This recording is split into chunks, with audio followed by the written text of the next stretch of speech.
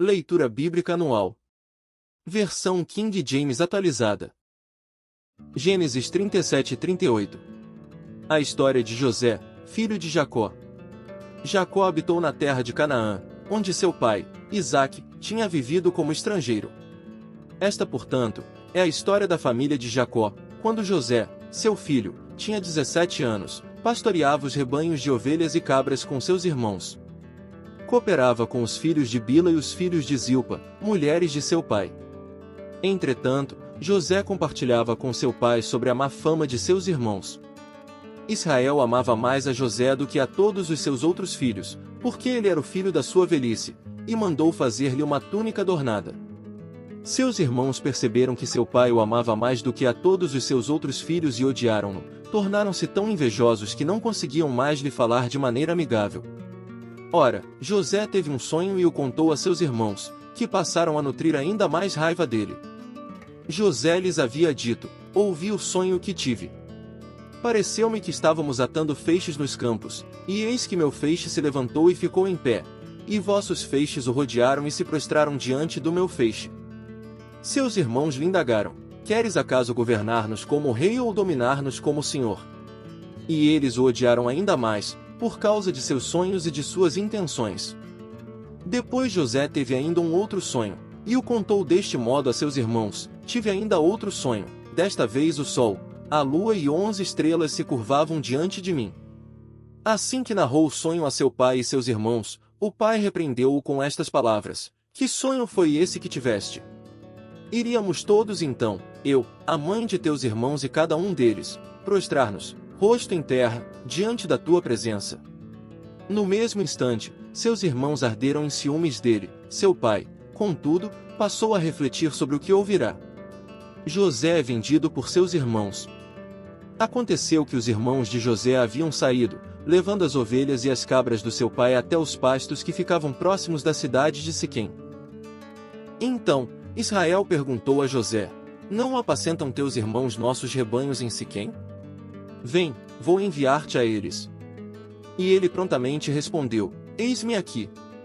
E prosseguiu Jacó: vai, então, ver como estão teus irmãos e os rebanhos, e traze-me notícias. Ele o enviou quando estava no vale de Hebrom. Mas José se perdeu quando estava próximo de Siquém. Um homem o encontrou vagueando pelos campos e lhe indagou: que procuras? Ele respondeu: procuro meus irmãos. Indica-me, por favor, onde costumam apacentar os rebanhos. Então, o homem informou-lhe: eles levantaram acampamento daqui.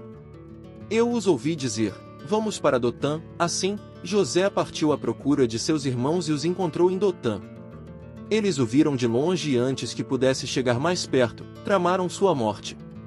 E combinaram entre si: eis que vem se aproximando aquele sonhador.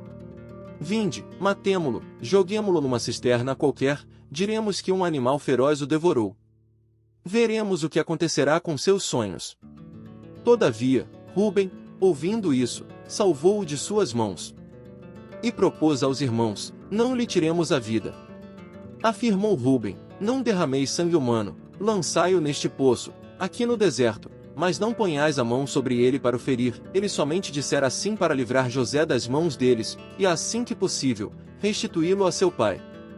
Então, quando José chegou junto deles, despojaram-no de sua túnica, a túnica de mangas longas e adornada, que ele vestia. Arremessaram-se contra ele e o lançaram na cisterna. Era um poço vazio e sem água. Depois sentaram-se para comer. Entretanto, ao erguerem os olhos, eis que viram uma caravana de ismaelitas que vinha de Gileade. Seus camelos vinham carregados de especiarias, bálsamo e mirra, que estavam transportando para o Egito. Então sugeriu Judá a seus irmãos: de que nos aproveita matar nosso irmão e escondermos seu sangue? Vinde, vendamo-lo aos ismaelitas, mas não ponhamos a mão sobre ele, é nosso irmão, da mesma carne que nós. E seus irmãos ouviram. Quando passaram os mercadores ismaelitas, eles retiraram José da cisterna. Venderam José aos ismaelitas por 20 peças de prata e estes o levaram para Egito. Entrementes, quando Rúben retornou à cisterna, eis que José não estava mais ali. Então, enfurecido, rasgou suas vestes e saindo ao encontro de seus irmãos, desabafou: o rapaz não está mais lá, e eu, Aonde irei? Então, eles degolaram um bode e ensoparam de sangue a túnica de José. Em seguida mandaram entregar ao pai com este recado: eis o que encontramos, vê se é ou não a túnica de teu filho.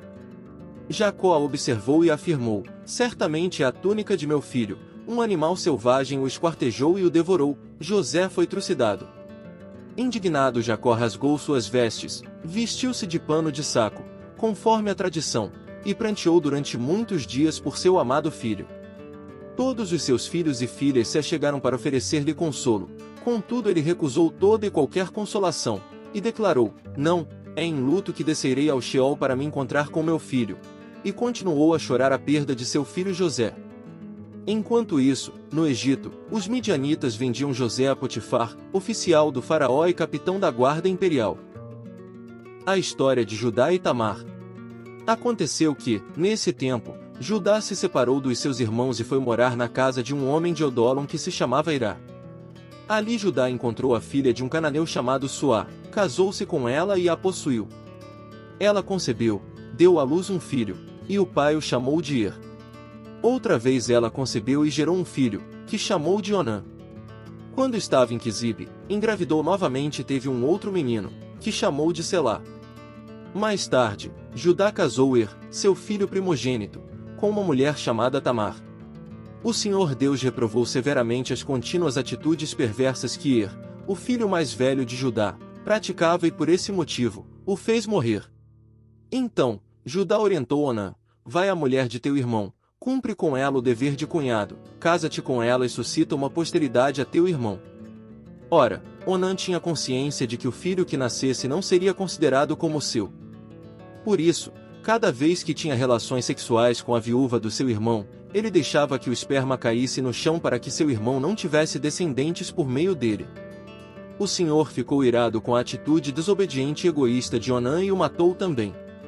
Então, Judá pediu à sua nora Tamar: volta à casa de teu pai, e mora lá como viúva até que meu filho Selá se torne adulto, porquanto temia que ele viesse a morrer por algum motivo, como ocorrera com seus irmãos. Sendo assim, Tamar voltou a residir em casa de seu pai. Passaram-se muitos dias e a filha de Suá, a esposa de Judá, morreu.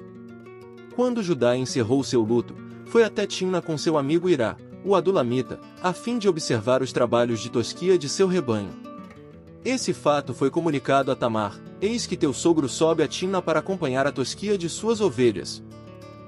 Então, ela trocou de roupa, abandonando as roupas próprias de viúva, cobriu o rosto com um véu com a intenção de não ser reconhecida, e foi sentar-se à entrada da cidade de Enaim, que fica no caminho para Timna. Ela agiu dessa maneira porque percebeu que, embora Selá já tivesse se tornado adulto, ela ainda não lhe tinha sido oferecida em casamento. Assim que a avistou, Judá pensou que fosse uma prostituta, pois ela havia ocultado seu rosto. Não percebendo que se tratava de sua nora, dirigiu-se a ela, à beira da estrada, e a convidou: vem, deixa-me possuir-te, porquanto não podia imaginar que aquela mulher fosse sua própria nora. E a mulher indagou: que me darás para coabitares comigo? Ao que ele replicou: eu te mandarei um cabritinho do meu rebanho. Todavia, ela retrucou: sim, se me deres um penhor de garantia até que o mandes. E ele questionou: ora, que garantia queres que te deixe? E a mulher prontamente lhe pediu: o teu selo com teu cordão, e o cajado que seguras. Então Judá entregou os objetos solicitados e seguiu com ela. Tiveram relações sexuais e naquele mesmo dia ela engravidou de Judá. Tamar retornou para sua casa, retirou o véu e voltou a colocar a mesma roupa tradicional de viúva. Mais tarde, Judá mandou o seu amigo Irá levar o cabrito prometido e trazer de volta os objetos que havia deixado com a mulher, mas Irá não a encontrou. Então, perguntou aos homens de Enaim: onde está aquela prostituta mística que costumava ficar na beira do caminho? Mas os homens responderam: jamais houve uma prostituta mística nesta cidade. Irá voltou, pois, junto a Judá e lhe reportou: eu a procurei mas não me foi possível encontrá-la. Também os homens do lugar me asseguraram que jamais viram uma prostituta mística ali. Então, Judá concluiu: que ela fique com tudo, que não zombe de nós, pois eu enviei o cabrito, mas tu não a achaste. Passados uns 3 meses, foram levar notícias a Judá: Eis que tua nora Tamar prostituiu-se e ficou grávida por causa de sua má conduta. Então Judá ordenou: tirai-a para fora de casa e que seja queimada viva. Assim que a agarraram, ela mandou dizer a seu sogro: sim, estou grávida do homem a quem pertence isto. Vê se o Senhor reconhece a quem pertence este selo, este cordão e este cajado. Judá os reconheceu e declarou: ela é mais justa do que eu, porquanto não cumpri minha palavra, dando-a como esposa ao meu filho Selá. E nunca mais teve relações sexuais com ela. Quando chegou o tempo do parto, descobriram que Tamar ia dar à luz gêmeos. Durante os trabalhos de parto, um dos gêmeos colocou uma das mãos para fora. A parteira pegou um fio vermelho e amarrou no pulso dele e afirmou: foi este quem saiu primeiro. Contudo, aconteceu que ele recolheu a mão e foi seu irmão quem de fato saiu primeiro. Então a parteira exclamou: tu abriste teu próprio caminho, e portanto, o chamaram de Pérez. Em seguida saiu seu irmão, que tinha o fio escarlate no pulso, e foi-lhe dado o nome de Zerá. Mateus 12 versículos 22 a 45. O pecado imperdoável. Depois disso, aconteceu que lhe trouxeram um endemoniado, cego e mudo. Ele o curou, de modo que pôde falar e ver. Então, toda a multidão ficou atônita e exclamava: é este porventura o filho de Davi? Mas os fariseus, ao ouvirem isso, murmuraram: este homem não expulsa demônios senão pelo poder de Beelzebu, o príncipe dos demônios. Entretanto, Jesus compreendia os pensamentos deles, e lhes afirmou: todo reino dividido contra si mesmo será arruinado, e toda cidade ou casa dividida contra si mesma não resistirá. Se Satanás expulsa Satanás, está dividido contra ele próprio. Como poderá então subsistir o seu reino? E se eu expulso demônios por Beelzebu, por quem os expulsam vossos filhos? E por isso, eles mesmos serão os vossos juízes.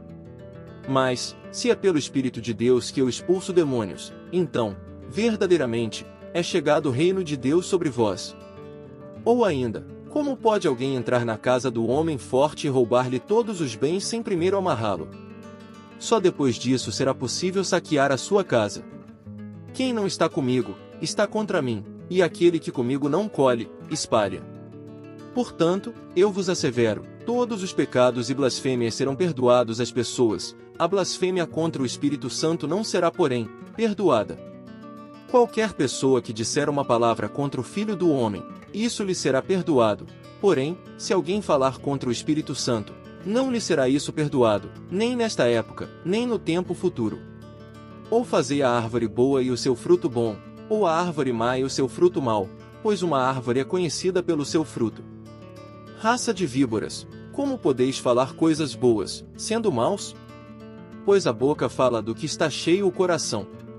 Uma boa pessoa tira do seu bom tesouro coisas boas, mas a pessoa má tira do seu tesouro mau coisas más. Por isso, vos afirmo que de toda a palavra fútil que as pessoas disserem, dela deverão prestar conta no dia do juízo. Porque pelas tuas palavras serás absolvido e pelas tuas palavras serás condenado.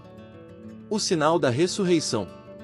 Então alguns dos mestres da lei e fariseus lhe pediram: Mestre, queremos ver de tua parte algum milagre.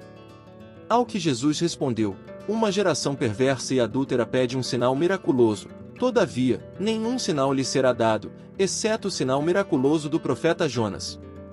Portanto, assim como esteve Jonas 3 dias e 3 noites no ventre de um grande peixe, assim o Filho do Homem estará 3 dias e 3 noites no coração da terra. O povo de Nínive se levantará no dia do juízo com esta geração, e a condenará, pois eles se arrependeram com a pregação de Jonas. E eis que aqui está quem é maior do que Jonas. A rainha do sul se levantará no juízo com esta geração e a condenará, pois ela veio dos confins da terra para conhecer os sábios ensinamentos de Salomão. E eis que aqui está quem é maior do que Salomão. Quando um espírito imundo sai de uma pessoa, passa por lugares áridos procurando descanso, mas não encontra onde repousar. Então diz: voltarei para minha casa de onde saí. E retornando, encontra a casa desocupada, varrida e arrumada. Diante disso, vai e leva consigo outros 7 espíritos, piores do que ele, e entrando, passam a morar ali. E o estado final daquela pessoa torna-se pior que o primeiro. Assim também ocorrerá com esta geração má. Salmos 16. A fidelidade de Deus. Defende-me, ó Deus, pois eu me abrigo em ti.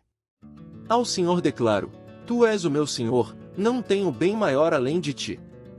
Quanto aos fiéis que há na terra, eles é que são os notáveis nos quais tenho todo o meu prazer. Muitos serão os sofrimentos dos que deixam o Senhor e buscam outros deuses. Eu não tomarei parte nos seus sacrifícios de sangue, e os meus lábios sequer mencionarão seus nomes. Senhor, Tu és a minha parte na herança e o meu cálice, és Tu que garantes o meu futuro. As divisas das terras caíram para mim em lugares agradáveis, tenho uma maravilhosa herança. Darei louvores ao Senhor, que me aconselha, na calada da noite o meu coração me ensina. Tenho sempre o Senhor diante de mim. Com Ele à minha direita, não serei abalado. Essa é a razão da alegria que trago no coração e no íntimo, exulto de prazer, e assim meu corpo repousará em paz, porque Tu não me abandonarás nas profundezas da morte. Nem permitirás que o Teu santo sofra decomposição.